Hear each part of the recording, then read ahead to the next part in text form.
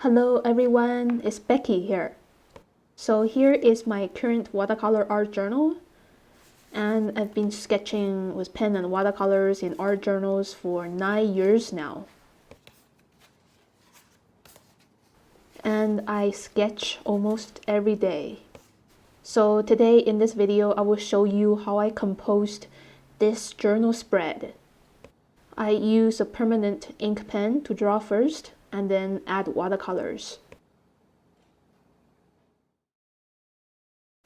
So it's late in the afternoon, and after some schoolwork, I looked outside the window and I really love the cloud hanging in the north sky.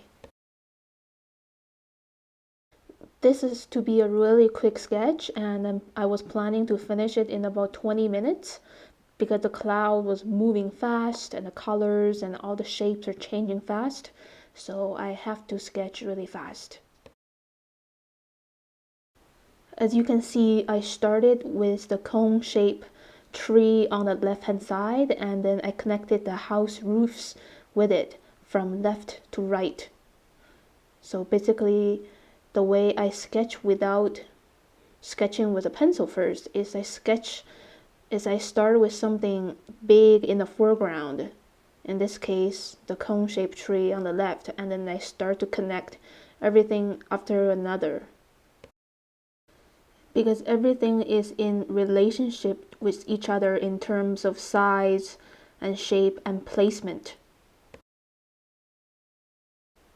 So in this scene, I see that the top of the rooftops are around 2/3 of the cone-shaped tree on the left. So seeing this relationship is really important to do a successful sketch.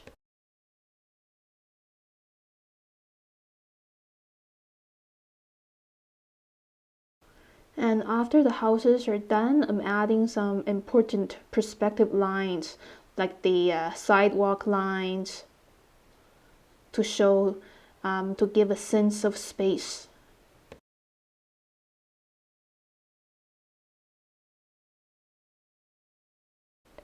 So after the line work is done, I'm ready to paint with watercolors. I'm going to start painting the sky first because it's changing really fast. I wetted the area first with clear water, and now I'm adding the lightest color, the yellowish color of the cloud. And now I'm painting kind of the negative space, the sky, the blue sky space wrapping around the puffy cloud, the sky area with cerulean blue.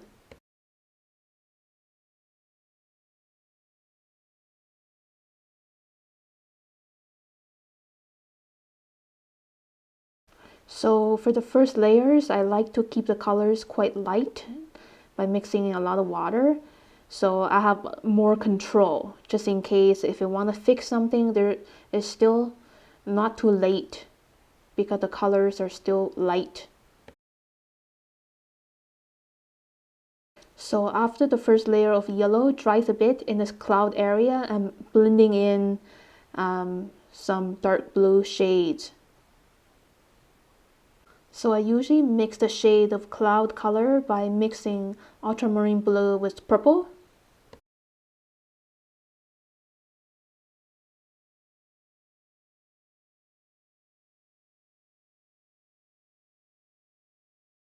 And adding another layer of darker blue shade on top. So when painting clouds, I think it's really important to know the level of wetness of the paint. So sometimes if the paper is still too wet and you add a new layer, then it will get really muddy. So it's good to wait for the layer to dry a little bit. It's not too wet before you add another layer.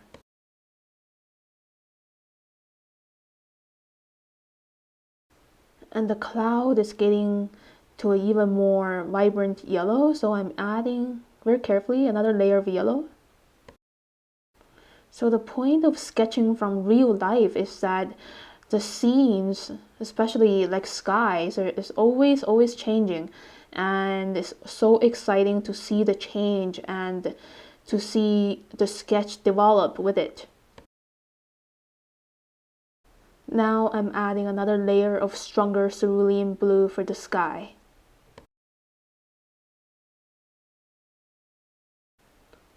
And I see the sky on the bottom has some dark ultramarine bluish cloud. Now I think the sky is done and I'm ready to paint the greens, like the trees and the grass. Again, I'm wetting the areas first with clear water. And again, for the first layer, just keep it really light and watery. Because after that, you're gonna add even darker shades of green, and when you see different layers showing through on the paper, it makes your sketch look more interesting compared to one single solid layer.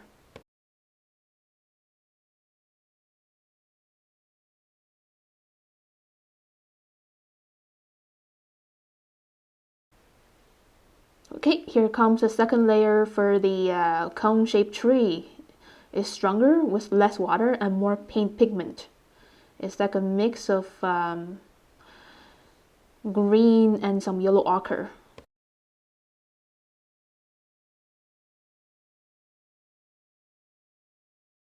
For darker shades of green, I mix green with some burnt sienna.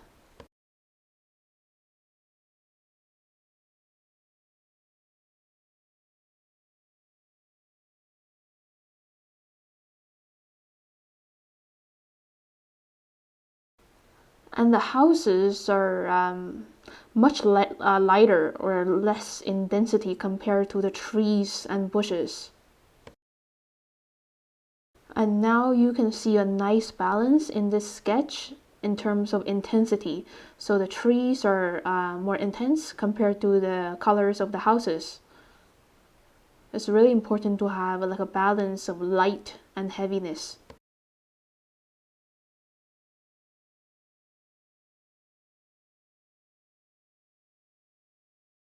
And adding another layer of more vibrant green, so it's more like a light green on top.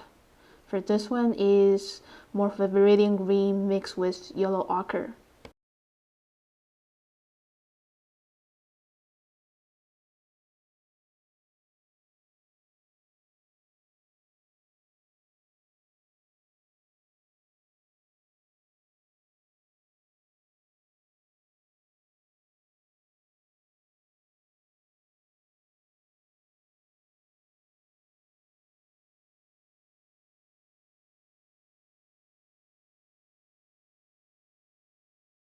And here is the finished sketch. I think I'm done and I don't want to overwork on it because I captured the essence.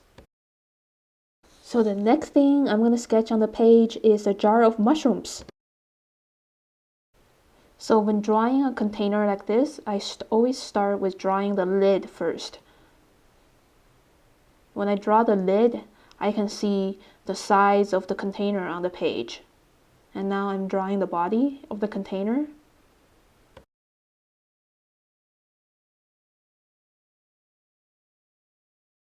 Now I'm doing some hatching to add the shade on the metallic lid.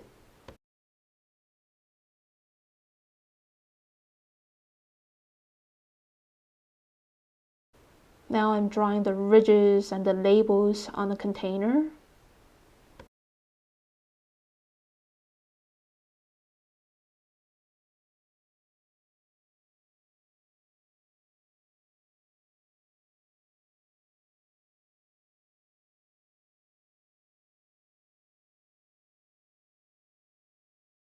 So if you look at a plastic or a glass container on the side is always quite blurry and it's very hard to see the content inside.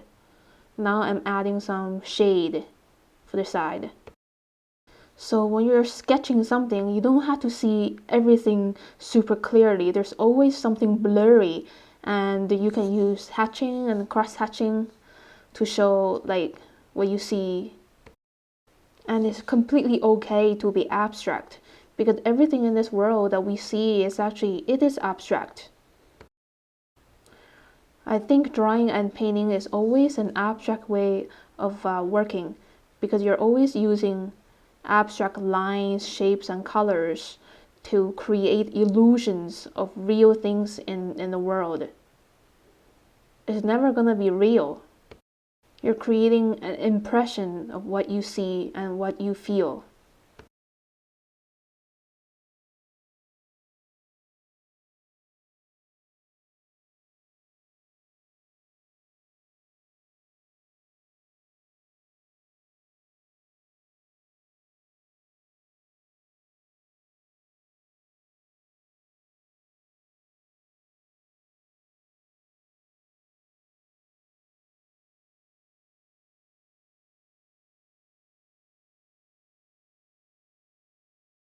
And now adding some simple vertical hatching to show the surface, light and shadow of the plastic container.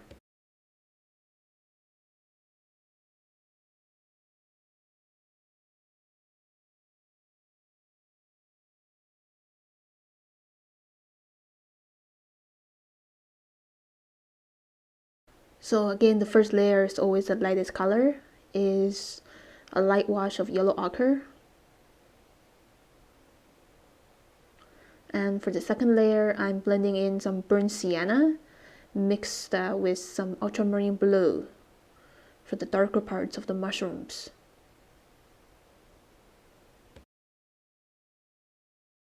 So I don't use that many colors, or I don't mix very much when I'm painting. The way I control watercolor is by adding less or more water to control the intensity of colors. So even though I'm only using 2 or 3 colors, the intensity has a lot of difference, and that makes the sketch very interesting.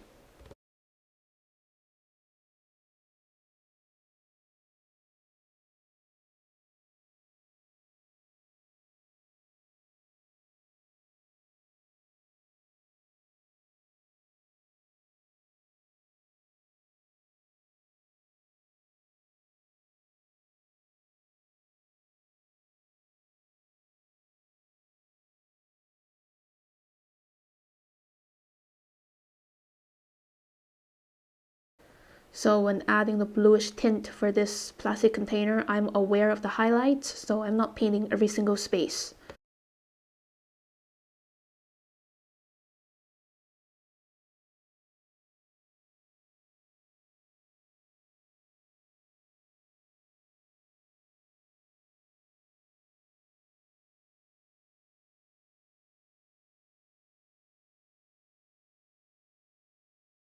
And now painting the lid.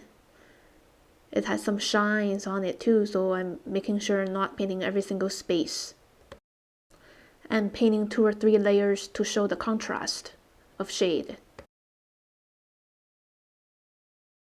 And here is the finished sketch of a jar of mushrooms. And the next day, after some schoolwork is done, I came back to the kitchen and I want to sketch half a cabbage and 2 zucchini.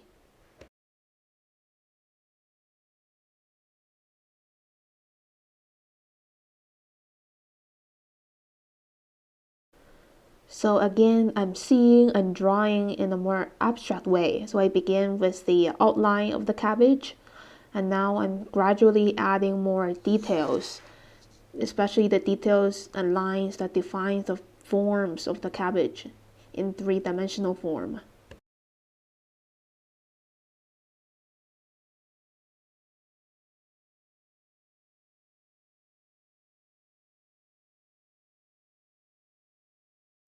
So I found the way that I can sketch in a more relaxed way is that I forget about what I'm sketching and I'm only seeing the tiny abstract space in front of me, and it just trace it out without thinking too much.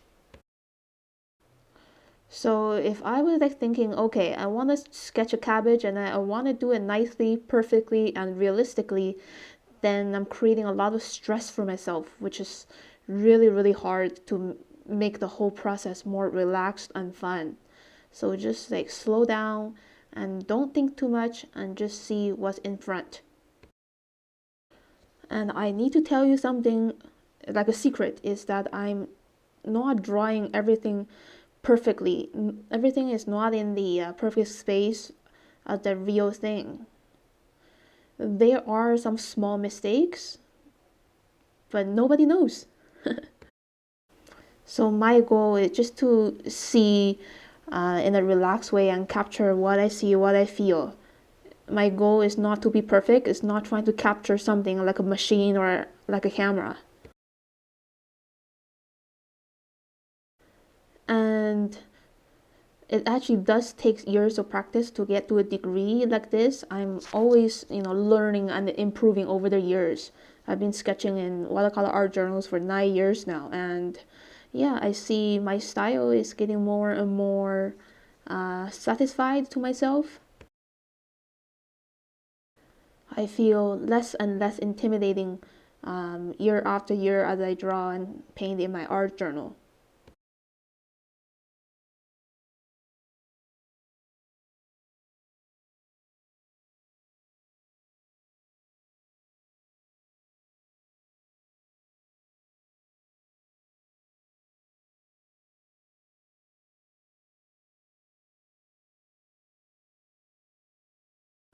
So for the first layer of watercolors, I start with the lightest colors that I see and feel. For the cabbage and for the zucchini, is a very light wash of green mixed with lemon yellow.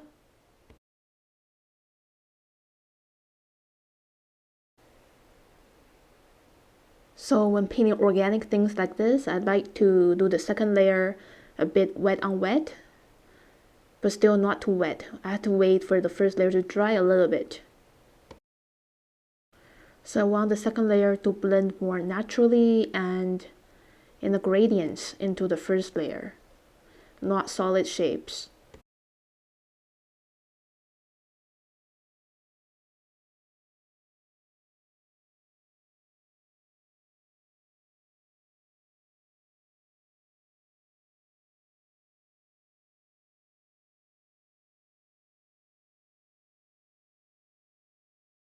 And I'm being aware that the left side is away from the light source, so it's in shade.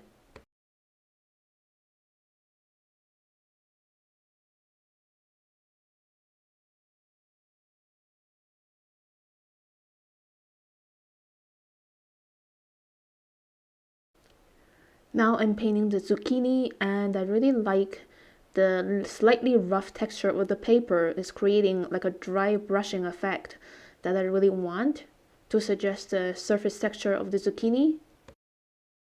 So I think it's quite important to know the qualities of the art materials that we use and taking advantage of it.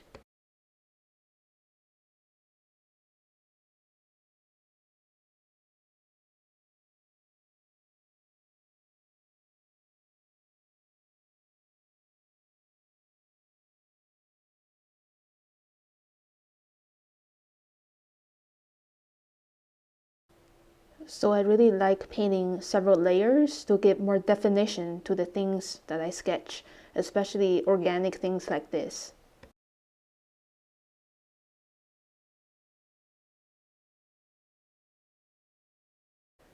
I see the background is kind of blank, so I'm painting a dark bluish platform. So before the background is completely dried, I'm adding the shadow kind of wet on wet because I don't want like a solid shadow. And add a pretty dark tone around the edge of these vegetables. And just let the shadow blend by itself.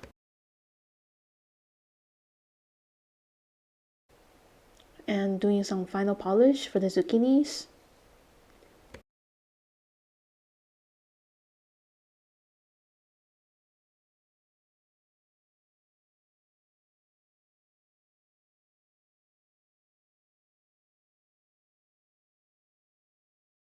So the next day, after some more schoolwork was done, I having a cup of coffee with a slice of cake roll.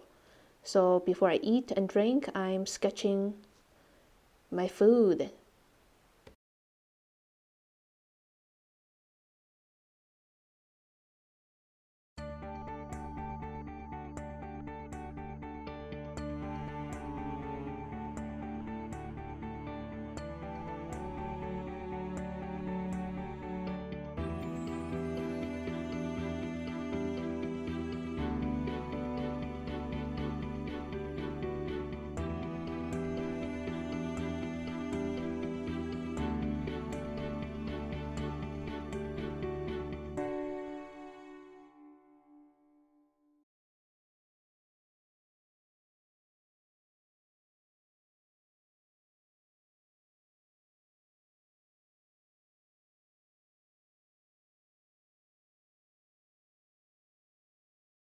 So the surface of the cake looks simple, but if I look carefully, there's some marks on it, like a piece of land.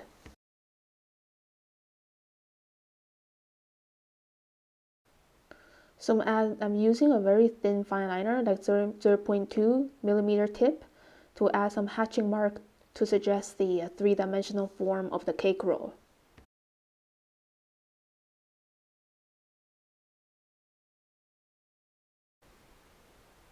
I think adding some hatching marks to suggest the light and shade is a way to make the plain surfaces more interesting.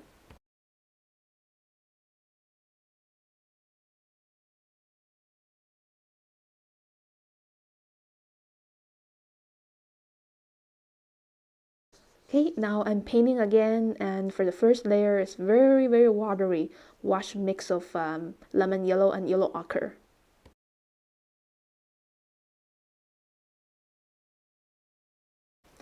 And now adding a second layer wet on wet is a mix of orange and yellow ochre, just to make the cake more vibrant.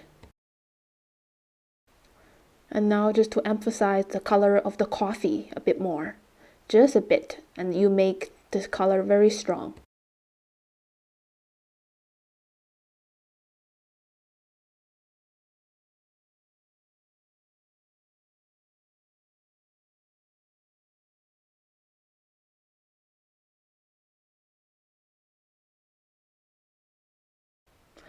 I really like the color and the intensity of this plastic tray because it gives more power to this overall food setup.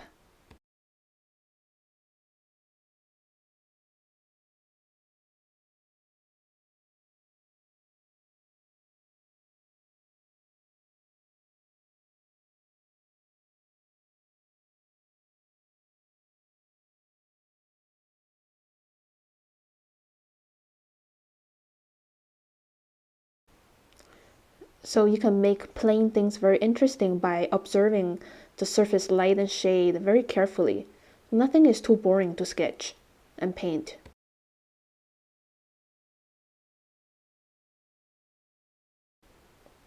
And now I'm finally emphasizing the color of the cake roll by mixing orange with burnt sienna with different amount of water between the layers. So I'm only using 2 and 3 colors to paint this: yellow ochre, orange, burnt sienna. And finally, I would like to say that you don't need hundreds of colors to do a good painting. Only a few you can make a really powerful one.